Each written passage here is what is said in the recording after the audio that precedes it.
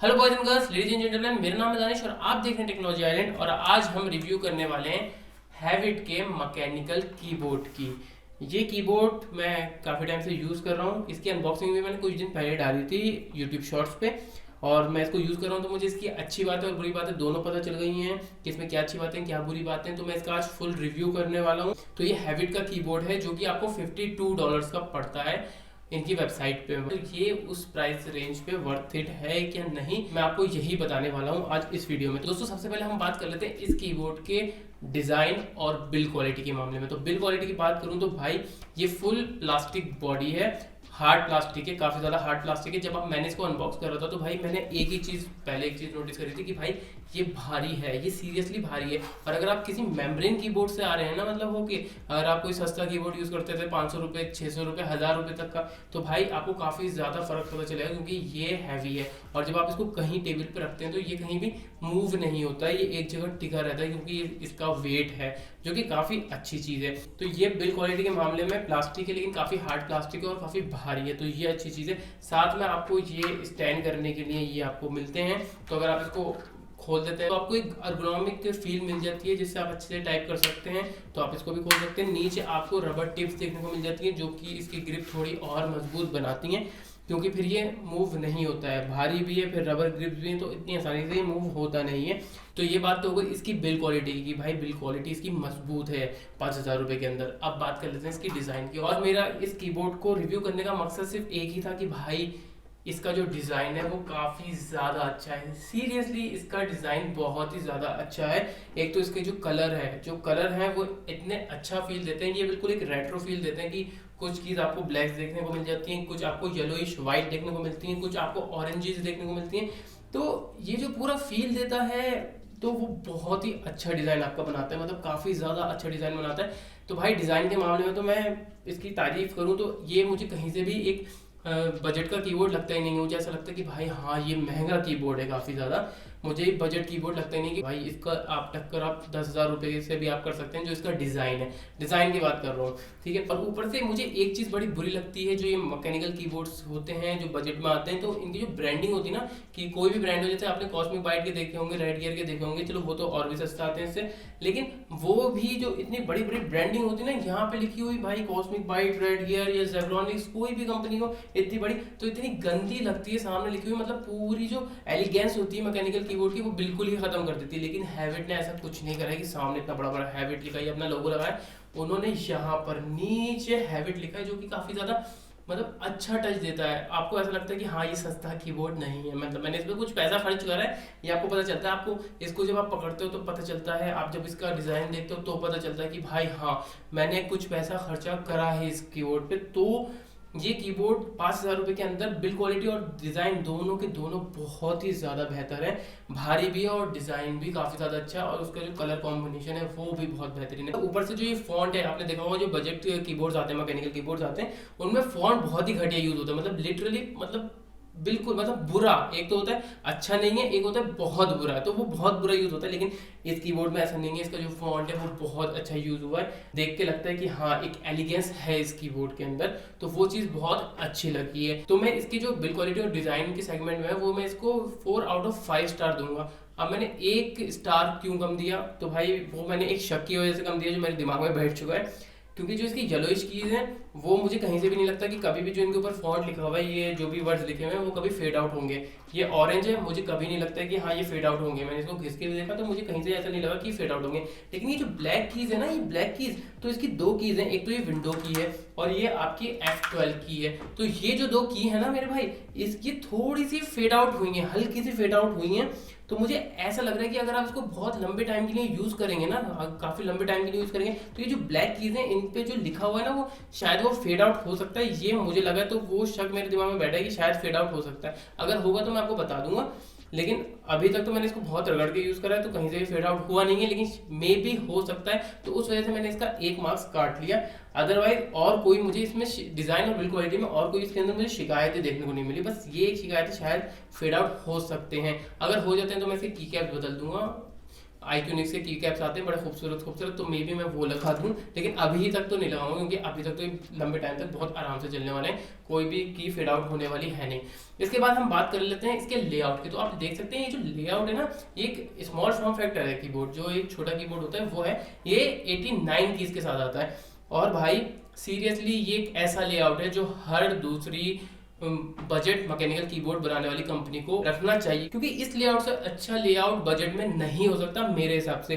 क्यों भाई, क्यों नहीं हो सकता? तो यहाँ पर आपको सारी कीज तो मिलती हैं जो आपको किसी भी सबसे छोटे से छोटे कीबोर्ड में ही मिलेगी, वो सारी कीज मिलती हैं। साथ में आपको नम पैड भी देखने को मिलता है, तो ये सबसे बेहतरीन चीज मुझे लगी है, क्योंकि भाई जब फॉर्म फैक्टर स्मॉल होता है ना कीबोर्ड का, तो नम पैड गायब हो जाता है, लेकिन भाई इसके अंदर नम पैड आपको देखने को मिलता है। पूरा ये जो हिस्सा है, जो ऑरेंज वाला हिस्सा है, ये पूरा नम पैड है, तो ये आपको देखने को मिलता है। और नम पैड मेरे लिए बहुत ज़्यादा ज़रूरी है। कुछ लोगों के लिए ज़रूरी नहीं होता, लेकिन मेरे लिए सीरियसली मैं नम पैड के बिना काम नहीं कर सकता, क्योंकि इस चीज़ की मुझे कभी आदत ही नहीं पड़ी, क्योंकि बचपन से मैं नम पैड यूज़ कर रहा हूँ। क्योंकि जब से मैं 4th क्लास में था और मैंने कंप्यूटर देखना शुरू करा और उसको यूज़ करना शुरू करा, तो भाई मैं नम पैड से ही अपने नंबर डालता था। तो भाई मुझे इसकी बहुत आदत पड़ गई और इसके बिना मैं आज के टाइम में कीबोर्ड यूज़ नहीं कर सकता, तो मेरे लिए बहुत ज़रूरी है। और ये बहुत बड़ा रीज़न था कि मुझे ये कीबोर्ड बहुत ज़्यादा पसंद आया, क्योंकि मुझे एक छोटा कीबोर्ड चाहिए था, लेकिन उसके अंदर नम पैड होना कंपलसरी है, और वो इतनी आसानी से मिलता नहीं है, क्योंकि नम पैड लोग उड़ा देते हैं, लेकिन इसके अंदर है। तो भाई ये एक ऐसा लेआउट है जो कि होना चाहिए। और ये नम पैड अगर आप यूज़ नहीं करना चाहते तो FN की दबा के, फंक्शन की दबा के नम पैड दबाएंगे, तो ये आपकी होम, डिलीट एंड इंसर्ट वाली कीज सारी काम करना शुरू कर देंगे, तो वो कीज भी आपकी सारी काम करेंगे। और अगर आपको नम पैड यूज़ करना है तो फंक्शन और नंबर लॉक हटाइए, तो ये पूरा नम पैड बन जाएगा। तो ये बहुत अच्छी चीज़ है इस लेआउट में। और मैं यहाँ पर ये बता दूं कि ये जो लेआउट है, तो मेरा फेवरेट लेआउट बन चुका है। iQnix F96 के बाद वो मेरा फेवरेट लेआउट है, और उसके बाद मुझे कोई कीबोर्ड का लेआउट अच्छा लगा है तो वो इस कीबोर्ड का लेआउट है, बहुत ही बेहतरीन है। साथ में अगर मैं इसकी कीज की बात करूं तो यहाँ पर आपको रेड चेरी कीज का क्लोन देखने को मिलता है। चेरीज की तो आपको इस बजट प्राइस रेंज में नहीं मिलने वाली है, तो आपको क्लोन देखने को मिलता है। कौन सी कंपनी ने बनाया वो क्लोन, ये कहीं भी नहीं लिखा है। मैं ढूंढते ढूंढते थक गया गूगल पे, लेकिन मुझे मिला नहीं कि किस कंपनी ने बनाया, लेकिन ये काफ़ी ज़्यादा अच्छे हैं, काफ़ी ज़्यादा बेहतरीन है। और ये रेड कीज के साथ आता है। ये शुक्र है कि भाई ये ब्लू कीज के साथ नहीं आता, क्योंकि वो बहुत लाउड हो जाती हैं। क्योंकि यार आपके कमरे में कोई बैठा हुआ है और आप रातों काम कर रहे हैं और वो सो रहा है, तो ब्लू कीज की आवाज़ बहुत ज़्यादा तेज़ होती है। फॉर एग्जाम्पल आप मान के चलिए कि आप किसी को कॉल कर रहे हैं या वीडियो कॉल कर रहे हैं, और अगर आप कीबोर्ड पे टाइप करते रहेंगे, उससे बात करते करते, तो सामने वाले को इरिटेशन हो जाएगा ब्लू कीज के अंदर। लेकिन रेड कीज की आवाज़ थोड़ी कम होती है, इतना इरिटेशन नहीं होता। इसमें भी इरिटेशन होगा सामने अगर आप कॉलिंग पे बात कर रहे हैं, क्योंकि आपकी कीबोर्ड की आवाज़ जाएगी। आप देख सकते हैं, अगर मैं ऐसा बोलूँगा तो आपको भी इरिटेशन होगा, क्योंकि इसकी आवाज़ आएगी। लेकिन ब्लू कीज की इससे ज़्यादा होती है, तो शुगर इसके अंदर ब्लू कीज नहीं है, इसके अंदर रेड कीज है, तो उससे आवाज़ थोड़ी कम हो जाती है। क्योंकि आपको मैकेनिकल फील भी देखने को मिलती है, जो आवाज़ होती है वो भी मिलती है, लेकिन उतनी लाउड नहीं मिलती है। लेकिन ब्लू कीज में काफ़ी लाउड होती है, तो ब्लू कीज तो मैं प्रीफर नहीं करता। मुझे फेवरेट मेरी रेड कीज है, क्योंकि आवाज़ भी होती है, लेकिन इतनी ज़्यादा भी नहीं होती जितनी ब्लू स्विचेस की होती है। तो यहाँ पर आपको ये रेड कीज के साथ देखने को मिलता है, और बहुत ही अच्छे से टाइप होता है। यहाँ पर मैंने इसको टाइप करके देखा और मेरा टाइपिंग एक्सपीरियंस बहुत अच्छा है। इसके अंदर आपको कोई भी घोष टाइपिंग देखने को नहीं मिलती कि भाई खुद ही कुछ टाइप हो जाए, गलती से कुछ भी हल्के से कुछ भी घोष टाइप हो जाए, तो ऐसा कुछ भी नहीं होता है। तो यहाँ पर आपको यहाँ पर पूरी मैकेनिकल कीज मिलती है, इसमें रेड कीज मिलती है। और साथ ही में बात करूँ तो यहाँ पर आपको कोई भी RGB नहीं देखने को मिलती सीरियसली। और सीरियसली मैं कोई फ़ैन नहीं हूँ RGB का, मुझे नफरत है RGB से। काफ़ी हार्श वर्ड है, क्योंकि पूरी PC इंडस्ट्री को RGB बहुत पसंद है, पर मैं उनमें से अलग हूँ। मुझे RGB से नफरत है, मतलब बुरी लगती है। मुझे ऐसा लगता है वो पैसे का आग लगाना है, लेकिन वो एक अलग टॉपिक है, कभी बात में बात करेंगे कि मुझे RGB क्यों पसंद नहीं है। लेकिन यहाँ पर आपको RGB के साथ साथ कोई बैकलाइट भी देखने को नहीं मिलती, मतलब कोई भी बैकलाइट देखने को नहीं मिलेगी। आपको सिर्फ बैकलाइट यहाँ पे नम पैड पे देखने को मिलेगी। जब आप नम पैड को ऑन करते हैं तो आपको पता चलता है नम पैड ऑन है, तो यहाँ पर पूरी लाइट जलती है। उसके अलावा आपको कहीं भी आपको लाइट देखने को नहीं मिलती। यहाँ पर आपको बस कैप्स लॉक जब ऑन करते हैं तो पीछे हल्की सी लाइट जलती है, और नम लॉक की की पे हल्की सी लाइट जलती है। इसके अलावा आपको कहीं और लाइट देखने को नहीं मिलती है। तो जो डार्क एनवायरनमेंट में टाइप करते हैं, मतलब रात रात को टाइप करते हैं, अंधेरे में करते हैं, तो शायद उनके लिए दिक्कत कर सकती है, लेकिन मेरे लिए इतनी दिक्कत नहीं कर सकती, क्योंकि पीछे 3 मॉनिटर हैं भाई, और उनकी लाइट इतनी आती है कि कीबोर्ड पे पूरा पड़ जाता है। और ऊपर से टेबल की जो लाइट है उससे भी काम हो जाता है, और ऊपर से मुझे टच टाइपिंग आती है, तो भाई मैं अपने कीबोर्ड को बहुत ही कम देखता हूँ, तो मुझे देखने की ज़रूरत नहीं पड़ती है रात में भी, तो मैं बिना देखे टाइपिंग कर सकता हूँ। और मैंने ये टच टाइपिंग अभी हाल ही में ही सीखी है, तो मैं अब बिना देखे कर सकता हूँ। पहले शायद हो सकता था, लेकिन अब नहीं हो सकता, क्योंकि मुझे अब देखने की ज़रूरत नहीं पड़ती है। लेकिन जिनको ज़रूरत पड़ेगी तो शायद उनके लिए प्रॉब्लम हो सकती है, क्योंकि मेरे भाई इसके अंदर कोई भी लाइट आपको पीछे देखने को नहीं मिलती है। लेकिन जिन लोगों को नहीं मैटर करता है तो भाई नहीं मैटर करता। लेकिन इसका एक और वर्जन आता है जो कि इस कलर में नहीं आता, फुल ब्लैक में आता है, उसमें आपको RGB देखने को मिलती है। वो थोड़ा सा महंगा है, मतलब मे बी शायद 500-600 रुपये महंगा है। तो उसके अंदर आपको फुल RGB देखने को मिलती है। लेआउट आपको यही देखने को मिलता है, बस उसका जो पूरा कलर है वो ब्लैक है, ठीक है। आप अगर आपको RGB चाहिए तो आप उस पर जा सकते हैं। और इसके साथ बात करूँ तो यहाँ पर आपको जो केबल देखने को मिलती है, ये एक वायर्ड कीबोर्ड है, तो इसके अंदर आपको वायरलेस वाली ऑप्शन देखने को मिलेगा नहीं। तो यहाँ पर आपको ब्रेडेड केबल देखने को मिलती है, और केबल देख के आपको लगता है कि हाँ भाई ये लंबी टिकेगी, क्योंकि ये काफ़ी अच्छी क्वालिटी की केबल आपको लगती है। और सीरियसली ये केबल मुझे नहीं लगता ख़राब हो, मुझे नहीं लगता ना कटे ना ख़राब हो इतनी आसानी से। और बस एक चीज़ कमी है कि ये डिटैचेबल नहीं है भाई, ये 2021 चल रहा है। मैं जानता हूँ कि डिटैचेबल केबल वाइड कीबोर्ड में इतना मैटर करेगी नहीं, क्योंकि आपको हर टाइम केबल लगा के रखनी पड़ेगी। लेकिन भाई 2021 से ऑप्शन होना चाहिए, अगर किसी को केबल लंबी लगानी हो, कुछ भी करना हो, तो उसके पास ऑप्शन हो भाई। लेकिन इसमें डिटैचेबल केबल नहीं मिलती है, ये एक इसके अंदर कमी है, ठीक है। लेकिन अब क्या करूं, मैं आपको एक हैक बता देता हूं जो मैंने करा है। यहाँ पर जो आप कीबोर्ड देख रहे हैं ना, तो ये एक वाइट कीबोर्ड है, लेकिन जब ये सामने से आ रहा था ना तार, जब सामने से तार आता है आपकी टेबल पे, तो बड़ा गंदा लगता है। और मैं केबल से ज़्यादा बचना चाहता हूँ। ये जो मेरे पीछे टेबल है, यहाँ पे भी मैंने सारे केबल हाइड कर रखे हैं कि एक भी केबल दिखे नहीं, क्योंकि मुझे केबल मैनेजमेंट अच्छा करना पसंद है कि भाई एक तार भी दिखना नहीं चाहिए, ऐसा लगे सब कुछ बिना तार के है, ठीक है। तो अब मैं क्या करूं, अब या तो मैं डेस्क में छेद कर सकता था कि भाई डेस्क में छेद कर दो और फिर नीचे से तार निकाल लो, लेकिन मैं वो करना नहीं चाहता था, क्योंकि कर दो तो वो फिर हमेशा के लिए हो जाएगा। और बाद में कभी मैंने वायरलेस कीबोर्ड पे वो शिफ्ट हुआ तो वो छेद मुझे हमेशा लगेगा कि यार क्यों कर लिया मैंने ये छेद। तो मैंने इस वजह से वो छेद नहीं करा। लेकिन मैंने क्या करा कि मैंने फेविक्विक लिया और इसका जो वायर है वो इससे मिला मिला के ऐसे यहाँ पे लेकर आ गया, और फिर क्या करा, अपने टेबल पे रखा, और ये ऐसे रख के मैं नीचे टेबल से नीचे लेके जाके कंप्यूटर के अंदर लगा दिया। बस मैंने ये करा और मेरा काम हो गया। अब ये क्या है कि मुझे सिर्फ एक हल्का सा तार देखने को मिलता है अपने टेबल पे, जो कि मुझे इतना परेशान नहीं करता, क्योंकि ये तार भी ब्लैक है, मेरा माउस पैड भी ब्लैक है, तो दोनों ब्लैक ब्लैक मिलके इतना पता नहीं चलता है। और बाकी पूरी मेरी जितनी भी टेबल है वो साफ रहती है। तो अगर आप भी ऐसे तार छुपाना चाहते हैं तो आप कर सकते हैं, काफ़ी ज़्यादा अच्छा सुकून देता है। तो ये आप एक हैक है जो कि आप यूज़ कर सकते हैं। अदरवाइज मैं बात करूं, मैंने इसको आपको बता दिया कि इसमें नंबर कीज कौन सी हैं, इसका लेआउट कैसा है, इसमें क्या है। अब मैं इसका आपको साउंड टेस्ट करा देता हूं एक बार।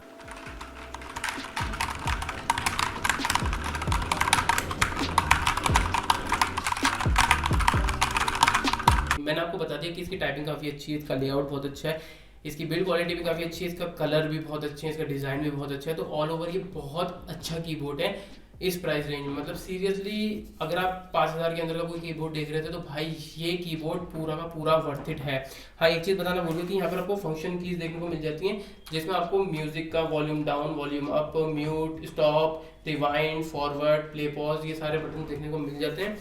तो ये सारी चीज़ें देखने को मिल जाती हैं। तो ये फंक्शन कीज आपको सारी काम करती होती हैं। और साथ में यहाँ पर आपको विंडोज़ लॉक का भी ऑप्शन देखने को मिलता है। तो अगर आप इसको विंडोज़ की को लॉक कर देते हैं तो फिर आप गेमिंग आराम से कर सकते हैं। और फिर ये विंडो की आपके एक्सीडेंटली अगर तब भी जाती है तो आपका स्टार्ट मेन्यू नहीं खुलता है, तो ये गेमिंग में काम आता है। तो बस इसी वजह से, सिर्फ इस लॉक की वजह से इन्होंने इसको एक गेमिंग कीबोर्ड का नाम दिया, लेकिन ये एक प्रॉपर मैकेनिकल कीबोर्ड है जो कि काफ़ी ज़्यादा अच्छा है। और मैं बता दूं कि इसमें कुछ कमियां जो है, पहली कमी कि इसके अंदर आपको कोई भी एलईडी बैकलाइट देखने को नहीं मिलती है। इसका दूसरा भाई है जो इससे तकरीबन 500-700 रुपये महंगा है, तो उसमें आपको देखने को मिलती है, तो आप उस पर जा सकते हैं, ठीक है।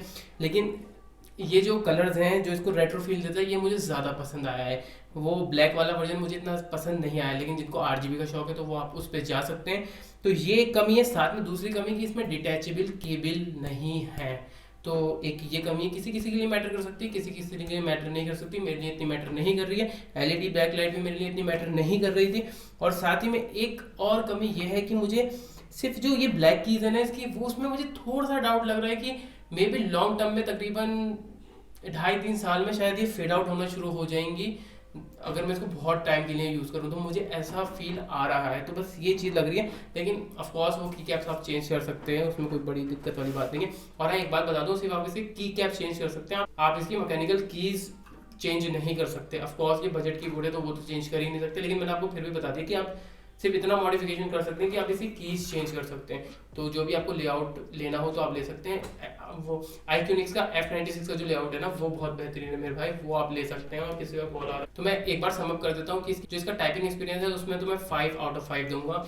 इसकी जो बिल्ड क्वालिटी है उसमें मैं 4 आउट ऑफ 5 दूंगा। इसका जो डिज़ाइन है, जो इसका कलर है, उसमें मैं इसको 5 आउट ऑफ 5 दूंगा। और बस जो इसकी थोड़ी सी कमी है ना, मतलब जो इसके फीचर्स हैं, उसमें मैं इसको 3.5 स्टार दूंगा, क्योंकि भाई इसमें बैक लाइटिंग नहीं है, इसके अंदर डिटैचेबल केबल नहीं है। तो ये बस 2 कमियां मुझे इसके अंदर दिखाई दे रही थी।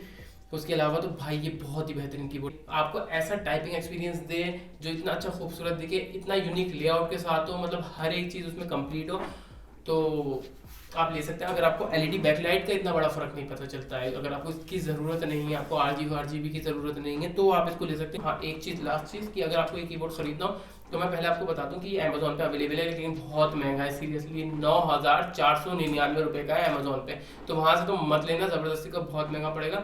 आप हैविट की वेबसाइट पे जाना, मैं लिंक डिस्क्रिप्शन में दे दूंगा, वहाँ पर आप जाके चेक कर सकते हैं। $52 का मिलेगा, और सेल पे और स्टूडेंट डिस्काउंट पे आपको 10% की छूट भी मिल सकती है, तो आपको और सस्ता $5 कम का मिल जाएगा। और सेल भी चलती रहती है, तो कभी कभार ये $48-47 का भी पड़ जाता है। तो बस दोस्तों फिलहाल के इस वीडियो में इतना ही। उम्मीद है कि आपको वीडियो पसंद आएगी। पसंद आए तो लाइक कीजिए, शेयर कीजिए। कोई भी सवाल तो पूछ सकते हैं। और आपने हमारे चैनल को अभी तक सब्सक्राइब नहीं किया तो भाई जल्दी से करो, क्योंकि मैं अपनी ऐसी कमाल के रिव्यूज़ लाता रहता हूँ। ठीक है, मैं मिलता हूँ आपको अगली वीडियो में, तब तक के लिए spread peace, love and happiness.